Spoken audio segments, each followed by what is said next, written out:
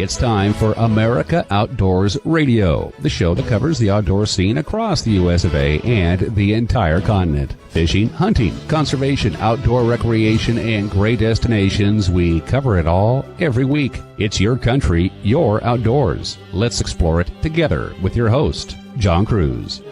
Welcome aboard. We're starting things off with news from the Bass Tournament Trail. From the Outdoor Wire, we can share Ish Monroe is the winner of the 2018 Bassmaster Elite Tournament on the Mississippi River, held last weekend near La Crosse, Wisconsin. The Houston, California native came from behind with a 4-day total of 65 pounds, 7 ounces to win this big event, marking his 5th Elite Tournament win and earning him a $104,000 payday. Meanwhile, after winning a team title last Thursday as a member of Team Delaware, 50-year-old Mark Hogan became a hero, making it a clean sweep for the first state when individual championships were decided on Friday, the 22nd, in the Bass Eastern Regional Tournament held in South Carolina's Winyah Bay. Hogan caught 3 5-fish limits during the tournament, weighing nearly 32 pounds, besting 172 other boaters from 17 states in the eastern U.S. and the Canadian province of Ontario for the individual title. He earned $6,000 in cash and, more importantly, won a spot in the 2018 Bass Nation Championship. And from Fishing League Worldwide, we report Ron Nelson is now a back-to-back champion on New York's Lake Champlain. In 2017, Nelson, who hails from Michigan, won the Costa FLW Series Northern Division opener on Lake Champlain with a 54-pound-plus mix of largemouths and smallmouths. On June 21st, Nelson won it again for 2018, this time with 15 healthy smallmouth for a total of 60 pounds even. It was close, though. Nelson won this year's contest by just 8 ounces, and in doing so, took home a check of nearly $52,000 and a new Ranger bass boat with a 200-horse outboard. I'll tell you what, you share some news like this,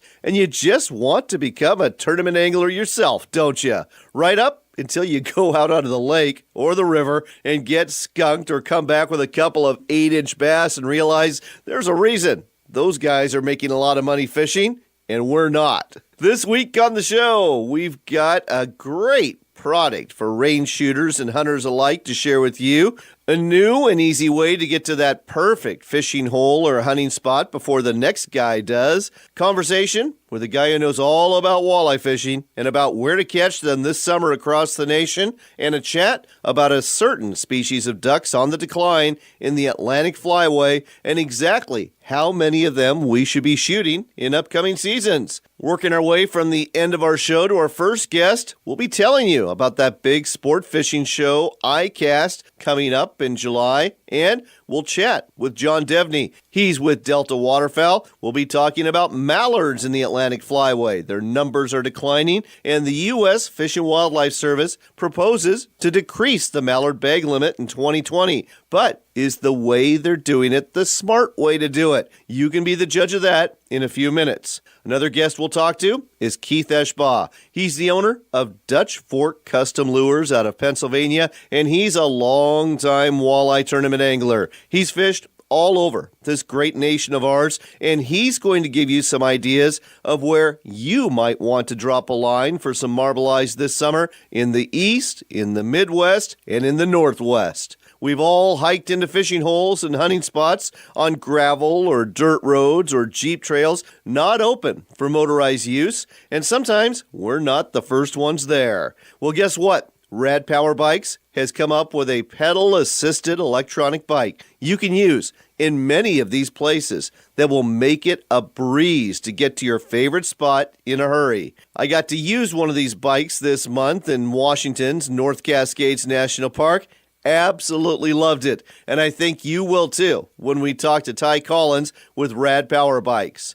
And finally, it's time to introduce you to a man who's come up with another product I've fallen in love with as both a hunter and a shooter. Our first stop today on America Outdoors Radio is in Phoenix, Arizona. That's where we get to talk to Anthony Stallone. He's the president of Phoenix Shooting Bags. And folks, he has solved a big problem. If you hunt with a rifle or if you shoot a rifle out on the range, you know if you're shooting offhand, your accuracy is not going to be that good. That's why a shooting rest is so important.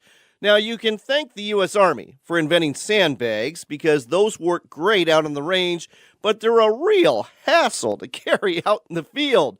So Anthony has come up with some really lightweight shooting rests and bags that are going to really help you hit your target downrange. Anthony, welcome to the show. Thank you for having me. Anthony, why don't you briefly tell our listeners about the 4 lightweight shooting rests and bags that you have that literally weigh next to nothing? All right, first we have up is the Tony bag of donuts that we use as a front rest. Then we have the extra small rear bag, and then we have a small ridge runner, and then a medium ridge runner. And the medium ridge runner is used as a front rest as well. Well, I'll tell you what, you sent me the medium ridge runner in the Tony bag of donuts. The medium ridge runner, that is my new sandbag out at the range. I love it. It just fits really well where a sandbag would. It's perfect for shooting my AR-15. It's got just the flexibility I need, and it doesn't sink, and it's really tough. The Cordura nylon that you have built with all your products, it's going to hold up for a long time. But what I really want to talk about is the Tony bag of donuts, because that, if you are a hunter, I think is a must-have product. It'll fit and can be used just about anywhere in the field when you're hunting, can it? The Tony bag of donuts is a versatile bag. I mean, you can shoot it off of any platform, a boulder, you can shoot it off your backpack, you can shoot it off any type of like tree, a limb. I can't tell you enough how great this bag is. I made it so that it is lightweight and versatile.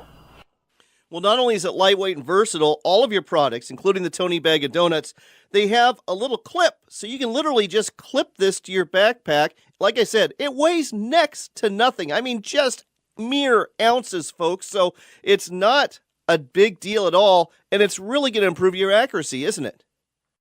Oh, yeah. I can't tell you how many animals I have taken. And I don't only shoot off this bag every hunt. I mean, I shoot off this every time I practice as well. So when I'm out in the range, I sight in my gun off the bag. So it is always going to be accurate. Accurate in the field, accurate at the range, and accurate anytime you're shooting off this bag.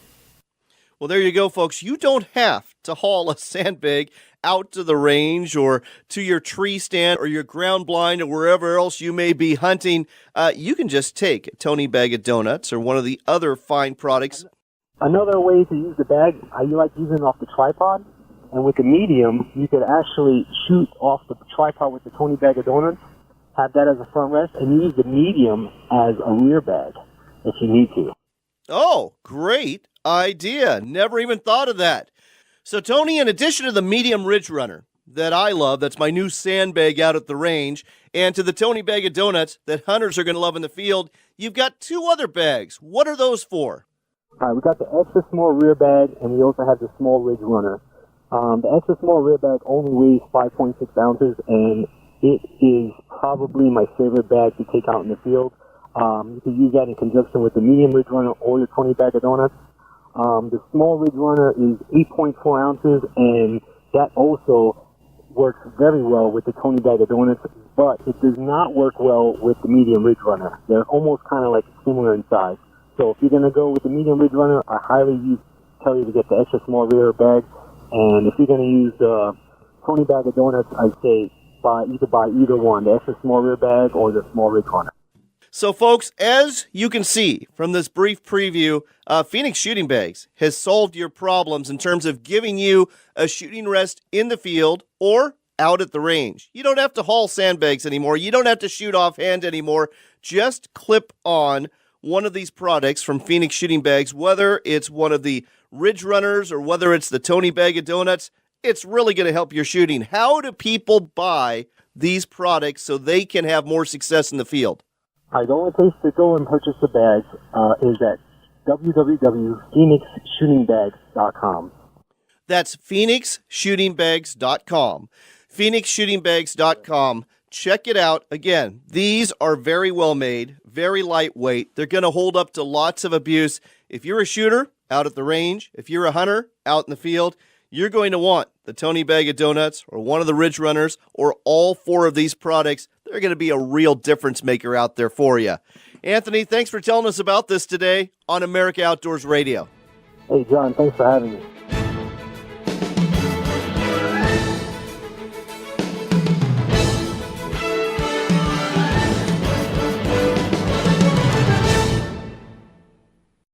A seafood bounty is waiting for you on Northwest Oregon's Tillamook Coast. Catch a limit of big salmon, haul up a pot of delicious crab, and dig up a bunch of clams for some hot chowder. Plan your visit today at tillamookcoast.com. If you consider yourself a hardcore fisherman who takes pride in being the first person on the water and the last one off, Fish Fighter products are designed and built for you right here in the USA. Fish Fighter products are used by the top fishing guides in the Northwest because they know having the right equipment is imperative to a successful fishing trip. With our Relentless Series tackle trays, rocket launcher rod racks, and breakaway river anchors, Fish Fighter products makes the gear you can count on. Find out more at fishfighterproducts.com. Are you looking to reel in the marketing opportunity of a lifetime? Then set the hook because we've got it right here for you. America Outdoors Radio has sponsorships available, and we offer affordable platforms to reach thousands of listeners interested in fishing, hunting, and the outdoors. Find out more by contacting John Kruse through his website at AmericaOutdoorsRadio.com. That's AmericaOutdoorsRadio.com. Hurry, though. If you wait too long, the big opportunity might just get away. AmericaOutdoorsRadio.com.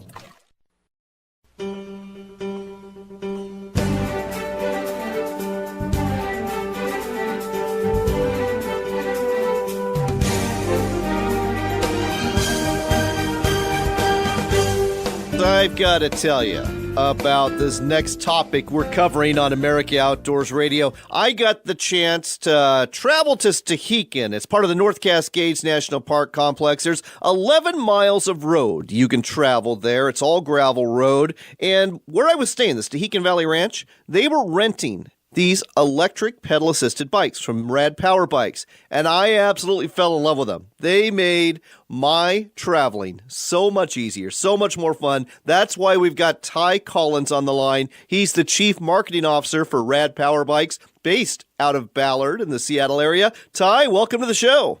Hey, John, thanks for having me. Glad you had fun on the bike. I had an absolute blast, but for our listeners who don't understand, and I'll admit, I've seen these bikes at Sportsmen shows, but until you really try one, it's really hard to explain how they work, but you're the chief marketing guy, so you can probably do it better than I can. How do your pedal-assisted electric bikes work?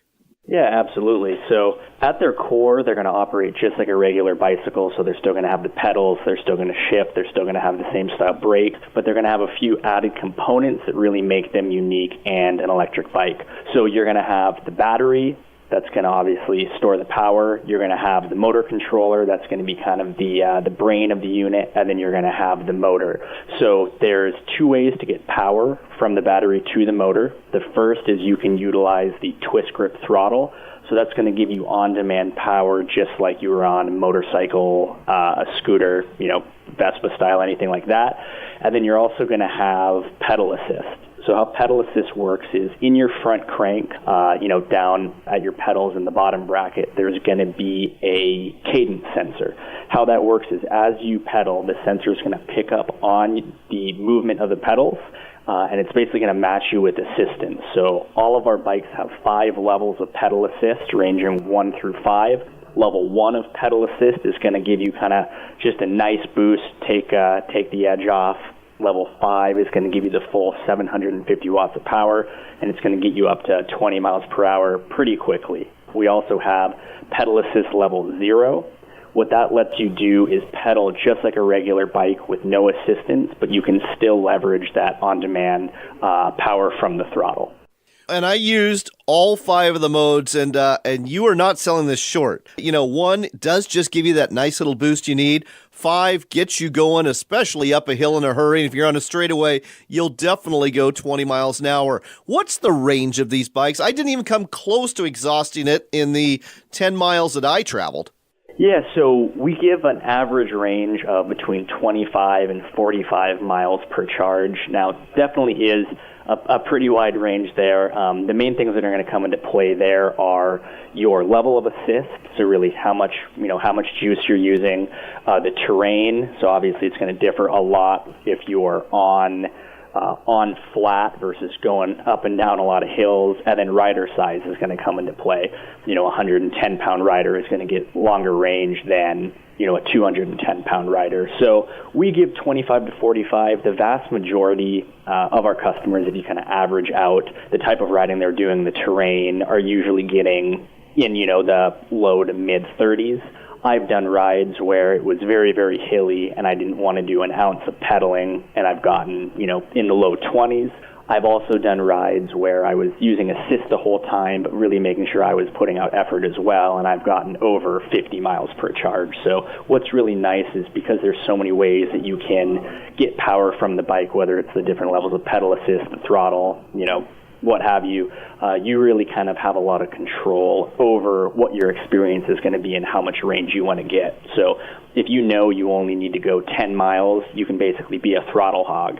If you're trying to get at least 40 out of it, maybe pedal assist 3 for most of the ride, 5 when you have a big hill, and you'll be able to do it no problem.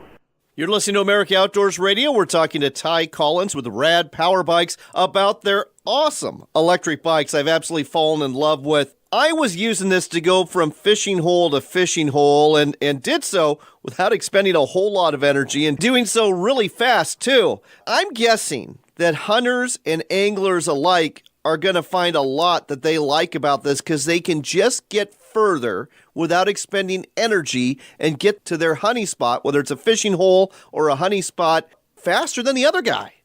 Yeah, definitely. I mean, as I'm sure you're very, very aware of as well, there's often a lot of gear that comes with these outdoor hobbies, whether it's fishing, hunting, what have you. So not only is it a great way to kind of get from point A to point B a lot quicker, but you're not needing to pack all your stuff in and out. You can put it on the racks, you can put them in the side bags, and you can really kind of enjoy your time getting to your favorite spot or, from your favorite spot. So it really is a great way to kind of cut down on the time, make getting your gear out a lot easier, and just it's a lot of fun doing it as you experienced this last weekend.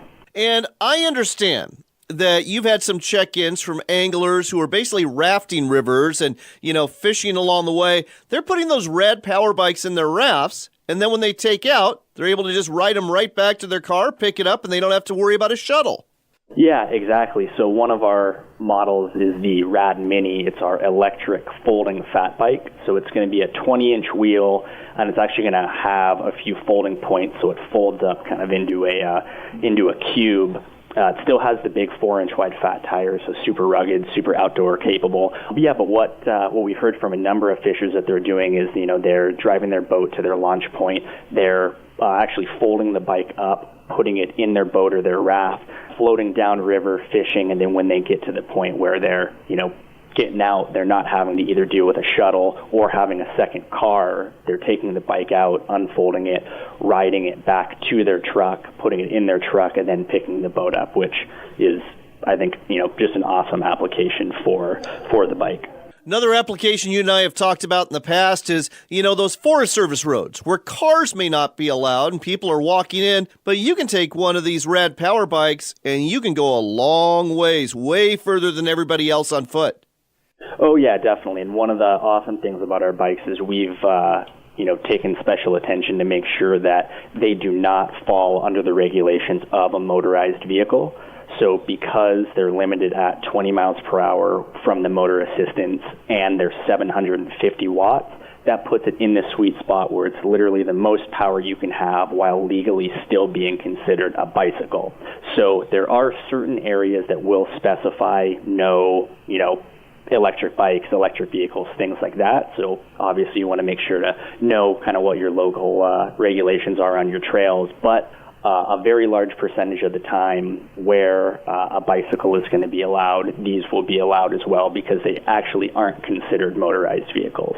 We have got to go. But folks, if you want to get your very own Rad Power bike, your options are kind of limited. If you live in Washington State, you can go to their shop in Ballard in the Seattle area, or you can go to their website. And you can do that worldwide. And the website is Rad, R-A-D, powerbikes.com. That's radpowerbikes.com. Their bikes are in high demand. If you want to check one out before you try it, you can do like I did. Go to some of the rental spots they have all over the country. The one I was at was Stehekin Valley Ranch in the North Cascades. There's one in Eugene. There's several around the nation that you can try. Again, Rad Power Bikes. It's going to make your outdoors experience as a hunter, as an angler, as an outdoors enthusiast so much easier, so much more enjoyable. You've got to try them out. Ty, thanks for the opportunity to try out one of these bikes, and thanks for telling us about it on America Outdoors Radio. Of course, John, always a pleasure. Thank you so much.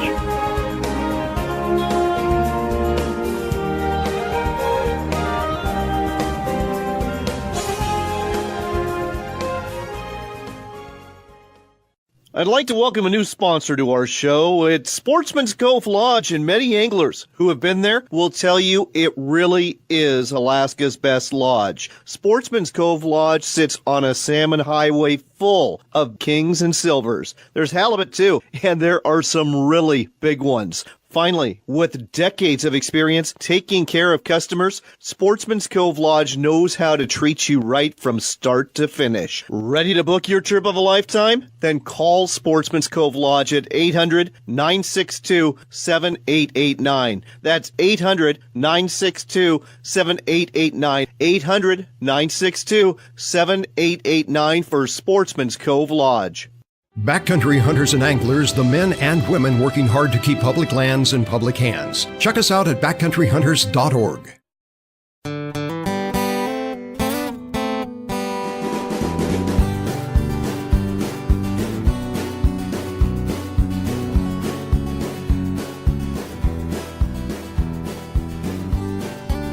Welcome back to America Outdoors Radio. I'm John Kruse. For our next conversation, we're taking you to Pennsylvania. That's where you'll find Keith Ashbaugh. He is the owner of Dutch Fork Custom Lures. They make some really innovative blades and lures that'll catch walleye and a whole lot more. Keith, great to have you back on the show.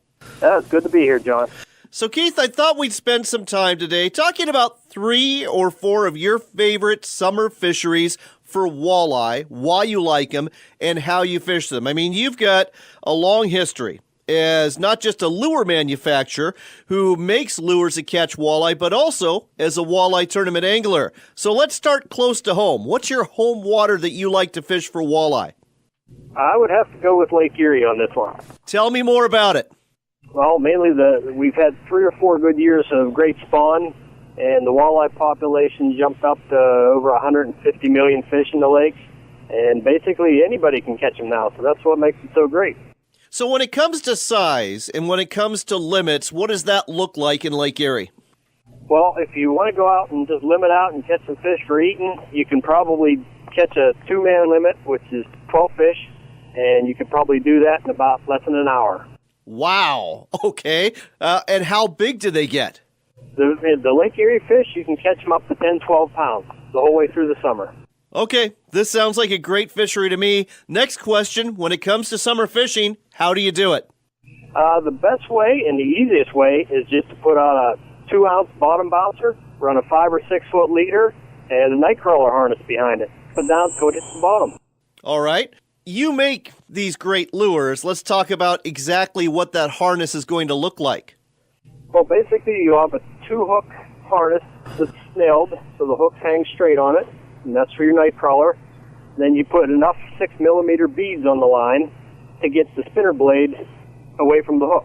Generally on Lake Erie, most guys are pulling 5 Colorados, 6 Colorados, and then in August and September, they switch to like number 5 willows for more speed. And a lot of those folks, they are pulling metal blades. But Dutch Fork Custom Lures, you make plastic blades, and they're very colorful ones too. And that color holds up a lot better than what's painted on metal. Tell our listeners more about that. The reason our color holds up so well on our blades is because the paints that we use will actually etch into the plastics. So even if you damage the top coat, the paint still isn't going to come off the blade. It'll be on there forever. And when it comes to Lake Erie, is there a specific color you recommend during the summer months when it comes to those Colorado blades? Pink and purple cannot be beat. That combination of pink and purple or purple and black, that works. That wild fish just about everything. All right. Well, let's start moving west from Lake Erie. What's another fishery you really enjoy in the summer? I would have to say it's going to be a toss-up between Mille Lacs Lake in Minnesota or the Mississippi River. Well, let's start with the Mississippi because most people, when they think the Mississippi, they immediately think of catfish. Tell us about walleye on the Mississippi. The walleye fishing is just phenomenal on the Mississippi River. And there's so many techniques and so many ways to catch them.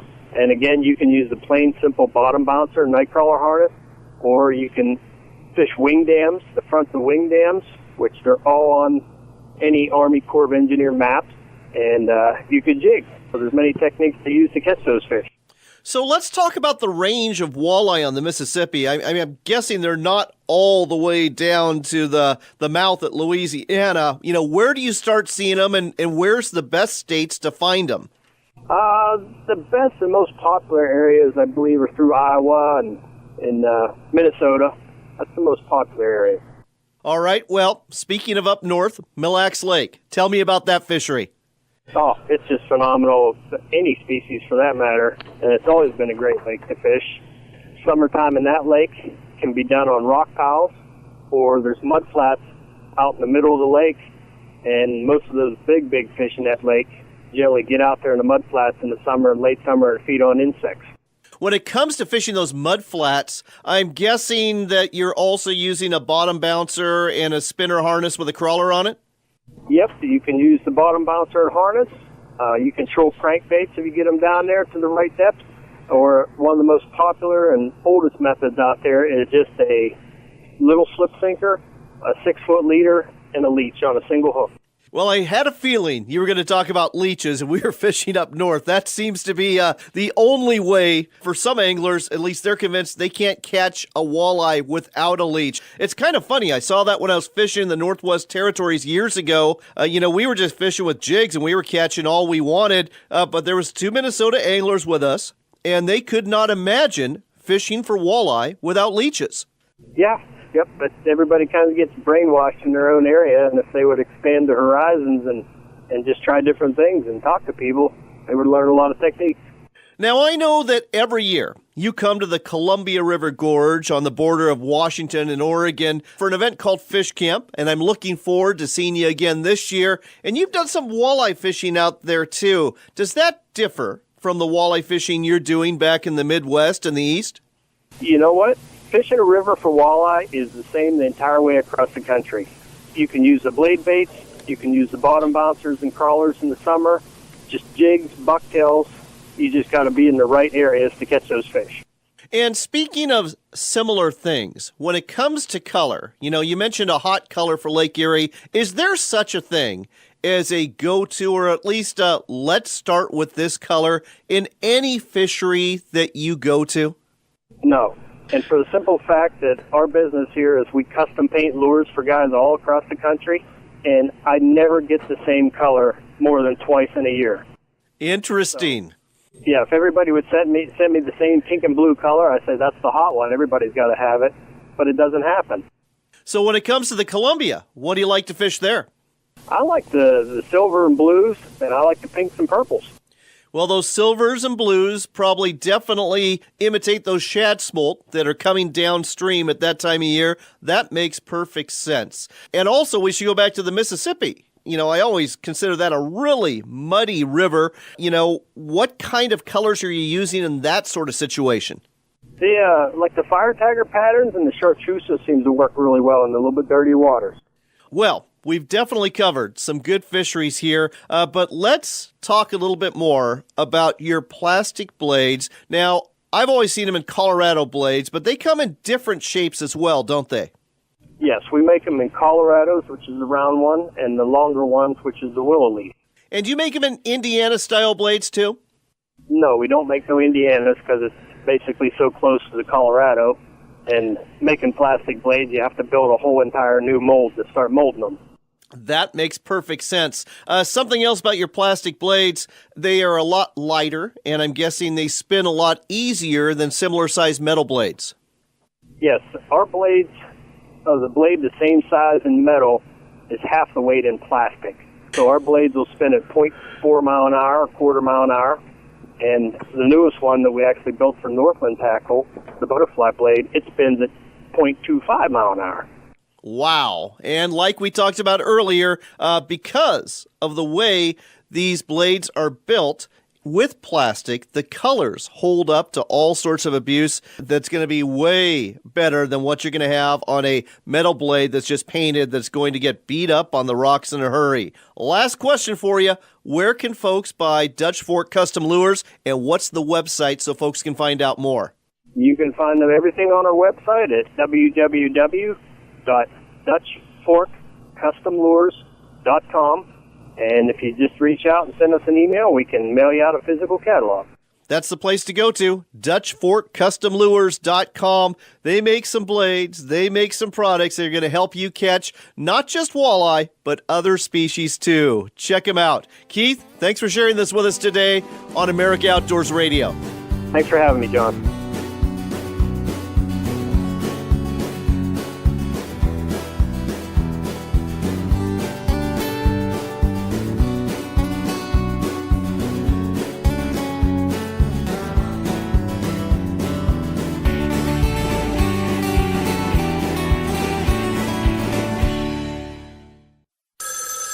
Ranger Station, Ranger speaking. Hi. I'd like to report a bear hug.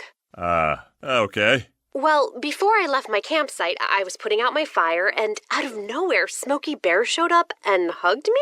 So you drowned the fire, you stirred it, drowned it again, and felt that it was cold? Uh-huh. Oh, yeah. He likes it when people correctly put out their campfires. He's pretty big on wildfire prevention. He's just letting you know you did good. With a hug. He's a hugger. I just got a bear hug from Smokey Bear. Status update! All right, I'm going to let you go now. I've got a lot of ranger stuff to do. There are many ways to start a fire, but one sure way to put it out. Learn how you can do your part at SmokeyBear.com. Only you can prevent wildfires. Sponsored by the U.S. Forest Service, Ad Council, and your state forester.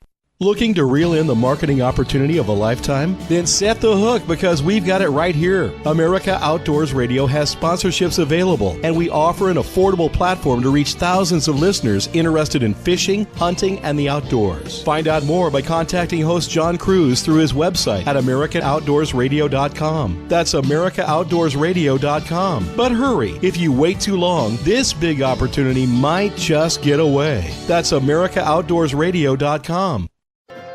Why book at Sportsman's Cove Lodge? Why is Alaska like no other place on Earth? It hasn't changed in thousands of years. From the way you get here on a float plane to the way you go out with the guides and the boats, it's just a professional experience. And I said, this is as good as it gets. I said, if you can't catch fish here, you can't catch fish anywhere. Your experience with us will leave you speechless. Book now at alaskasbestlodge.com. There's a place where the fishing is year-round, where the sun shines 300 days a year. The wineries and breweries are right downtown. The hiking and cycling offer spectacular views you just don't get in the big cities. Fortunately, the place is real and vibrant. It's the Dalles, Oregon, just 90 short minutes from Portland, along the gorgeous Columbia River, where the adventures are limited only by your imagination. Find out more at explorethedalles.com. If you consider yourself a hardcore fisherman who takes pride in being the first person on the water and the last one off, Fish Fighter products were designed for you. Fish Fighter products are used by the top fishing guides in the Northwest because they know having the right equipment is imperative to a successful fishing trip. With our Relentless Series tackle trays, rocket launcher rod racks, and breakaway river anchors, you'll spend more time chasing the fish, not your gear. Designed and built right here in the USA. Gear up at fishfighterproducts.com. Backcountry Hunters and Anglers, a nationwide group working to keep public lands in public hands. We've helped ban the use of drones for hunting. We help repair wildlife corridors in key riparian areas. We speak up against illegal ATV use. Please join this dynamic conservation group. Check us out at backcountryhunters.org.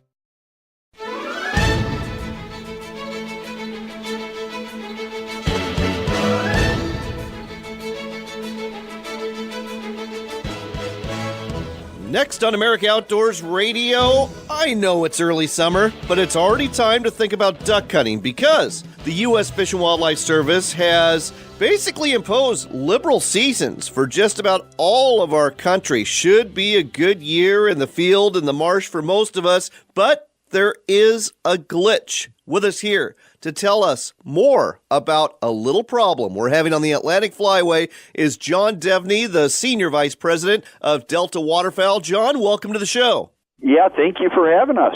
So, John, mallards, a very abundant bird in the Central and Mississippi and Pacific Flyway, not so much in the Atlantic Flyway. What's going on there? Well, actually, John, they're still by far and away the most abundant duck in the Atlantic Flyway, too, at least according to the surveys. And it's an interesting one, John, because we've been documenting for a while the decline of the eastern mallard, but it's more interesting than that in that the portion of the breeding population that nests in the U.S., it seems to be declining at sort of a consistent but steady rate, while the population, the eastern population of mallards in Canada, seems to be stable to very slightly increasing. But the net effect of that is, because the lion's share of the population is breeding in the United States, those losses there have been overwhelming what's happening in Canada, and that's been a source of concern here over the last several years that has now got people sort of thinking about what we do as a management action, and the proposed cuts dropping to 2 mallards for the 1920 duck season. Not the current duck season, but the 1920 duck season. Well, let's talk about that. A 2 mallard limit for the 2020 duck hunting season. Can it be drakes and hens? Because, you know, I've been through some tough times when it comes to duck hunting. I'm thinking back to the 1980s. A lot of states, there was a 1 hen limit. I understand that's not the case here. Yeah, the way they've done the analysis is what's been proposed is they drop it to a 2 mallard limit. The mallard limit in the Atlantic Flyway right now is currently 4 with no more than 2 females. What they're proposing is dropping it to 2, which can be either drakes or hens. And we're looking at that and saying, you know, if we want to recover populations and at the same time maintain hunting opportunity, is there a different way to go about this where we could allow 3 drakes, which I think, you know, hunters there are certainly acknowledging the decline. They acknowledge the need to do something. But then go to 3 mallards, which no more than 1 could be a hen. And we think at that point you could maybe hit sort of the sweet spot of reducing the harvest on the most important part of the population, which would be females, and still provide the opportunity for hunters to shoot males, which we certainly recognize have a less vital role in recovering populations. Plus, everybody wants to shoot a greenhead anyway. I've got a quick, funny story for you, John. Back in the 80s, I moved to Colorado when I was in the service, and coming from Washington State, we didn't have a point limit. In Colorado, they did. A hen mallard was 100 points, and you were given 100 points a day. If you shot teal or widgeon, you could shoot 5 ducks. But I went out there, opening morning, early morning light, dropped my first duck. It was a hen mallard. I was done. And I got really good at identifying hen mallards after that. Don't we? So, at any rate, what you're saying makes perfect sense. How do we change some minds? What do we do to convince the U.S. Fish and Wildlife Service and other stakeholders to change this for the 2020 season? Well, I think, you the first point is, the point we made in our release and the point we've made all the way along is we're not presupposing that works technically, that you can do what you need to do with the harvest rate. We simply want it evaluated. And we simply want somebody to say, go through the technical process. The Fish and Wildlife Service and the Atlantic Flyway have an incredible depth of really good technical talent.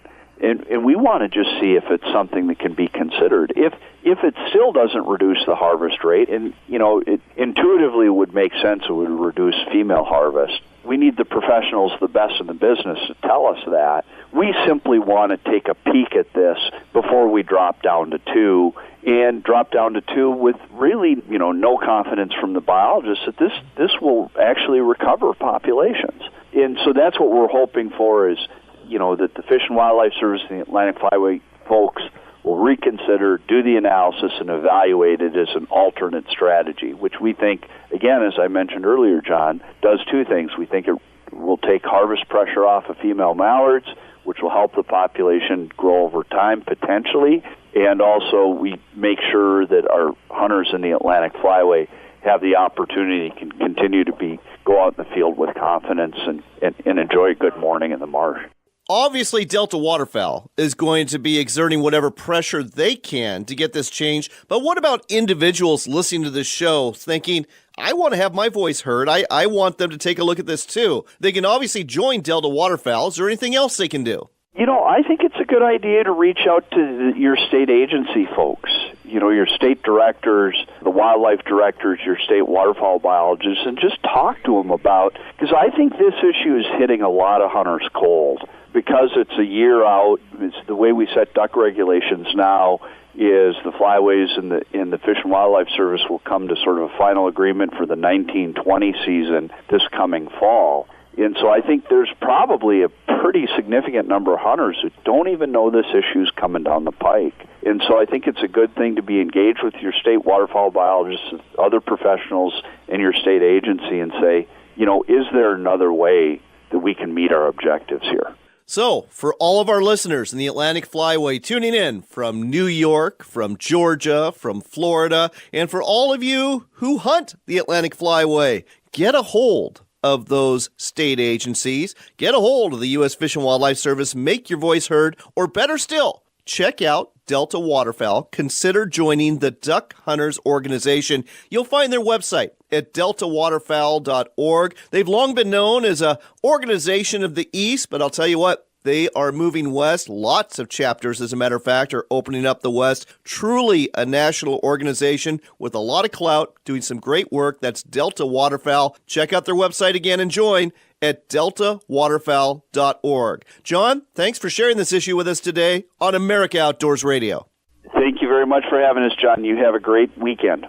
While we're talking about news from the eastern states, I feel obliged to give you a reminder that ICAST, that really, really big trade show about all things sport fishing, is coming up quick. The dates, July 10th through the 13th. The location, once again, will be the Orange County Convention Center in Orlando, Florida. Last year, there were nearly 600 exhibitors, manufacturers of rods, reels, lures, fishing line, fishing boats, fishing accessories, and more in nearly 2,000 booths at the convention center. And I suspect it's going to be just as crowded this year. Now, you can't just walk up and buy a ticket like you do at a Sportsman show. Nope, this is a trade show. You need to be somehow involved with the sport fishing industry, either as a wholesale or retail buyer, an exhibitor, a manufacturer, a government official associated with fishing, a member of the outdoors media, and there's probably another category or two as well.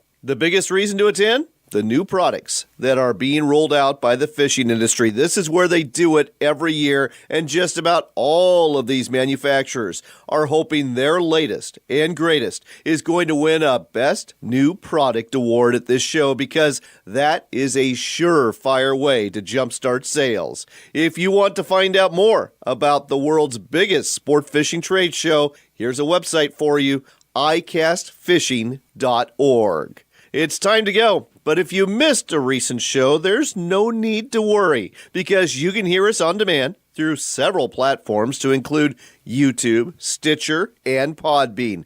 Just look for America Outdoors Radio when you get there. Another place to find us online is on Saturday mornings from 6 to 7 a.m. Eastern Time. That's when we air on talkamericaradio.us. It's the new voice of conservative talk radio. And of course, we are airing on 61 terrestrial stations too. If you want to find a station near you or one to tune into during your summer drives, just go to our website. You'll find that at AmericaOutdoorsRadio.com, and don't forget to like and follow our Facebook page too. June is turning into July, and if you're not enjoying summer fun on the water or in the woods, you are missing out. I do hope you are blessed in the week ahead, and I also hope you'll make it a point to fish, shoot, hike, scout for game, camp, raft, or otherwise play outside, because, after all, it really is your country and your outdoors.